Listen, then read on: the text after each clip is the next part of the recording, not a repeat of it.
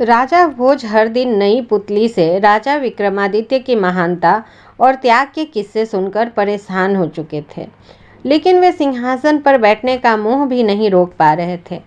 दूसरी तरफ उज्जैनी की जनता अपने पूर्व राजा विक्रमादित्य के त्याग की कहानियां सिंहासन की पुतलियों से सुनने को बड़ी संख्या में हर दिन एकत्र होने लगी।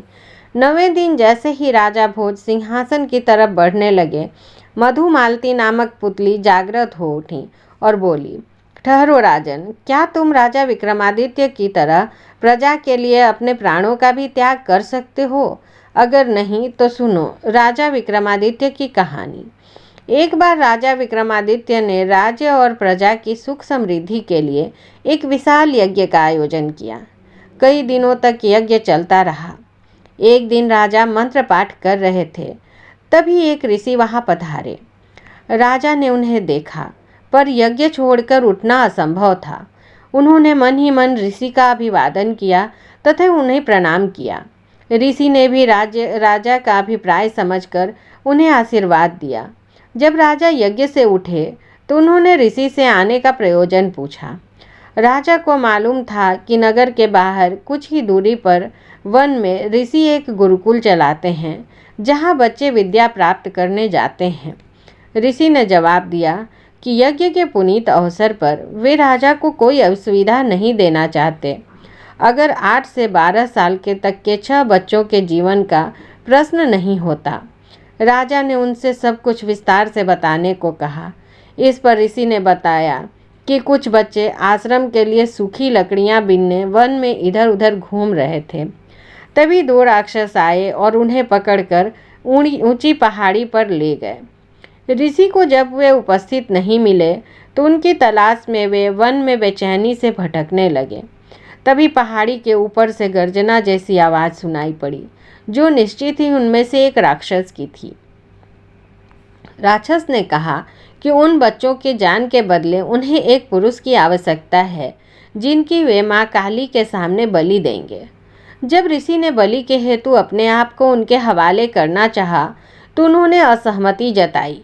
उन्होंने कहा कि ऋषि बूढ़े हैं और काली माँ ऐसे कमजोर बूढ़े की बलि से प्रसन्न नहीं होंगी। काली माँ की बलि के लिए अत्यंत स्वस्थ क्षत्रिय की आवश्यकता है।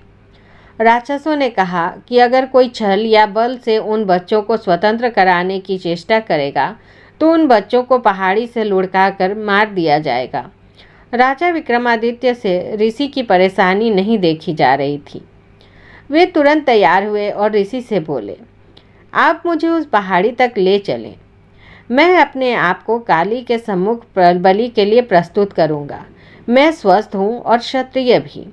राक्षसों को कोई आपत्ति नहीं होगी। ऋषि ने सुना तो वे हस्तप्रभ रह गए। उन्होंने लाख मनाना चाहा, पर विक्रम ने अपना फैसला नहीं बदला। उन्होंने कहा, अगर राजा के जीवित रहते उसके राज्य की प्रजा पर कोई विपत्ति आती है तो राजा को अपने प्राण देकर भी उस विपत्ति को दूर करना चाहिए। राजा ऋषि को साथ लेकर उस पहाड़ी तक पहुँचे। पहाड़ी के नीचे उन्होंने अपना घोड़ा छोड़ दिया तथा पैदल ही पहाड़ पर चढ़ने लगे। पहाड़ी वाला रास्ता बहुत ही कठिन था, पर उन्होंने कठिनाई की परवाह नहीं की। वे चलते चलते पहाड़ की चोटी पर पहुँचे। उनके पहुँचते ही राक्षस बोला कि उन्हें बच्चों की रिहाई की शर्त मालूम है या नहीं। राजा ने कहा कि वे सब कुछ जानने के बाद ही आए हैं।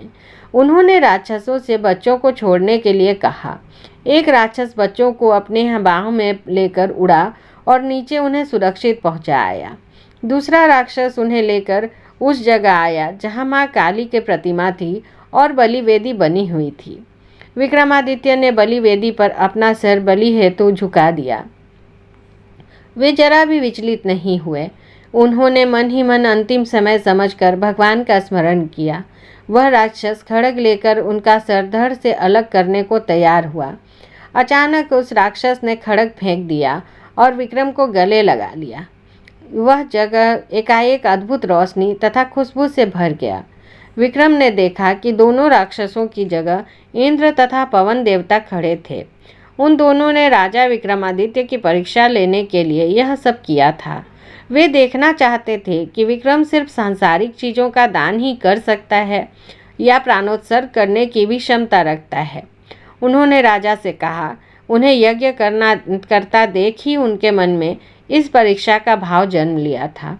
उन्होंने विक्रम को यशस्वी होने का आशीर्वाद दिया तथा कहा कि उनकी कीर्ति सर्दियों तक चारों ओर फैलेगी। इतना कहकर मधुमालती चुप हो गई। अगले दिन राजा भोज का रास्ता रोका पुतली प्रभावती ने।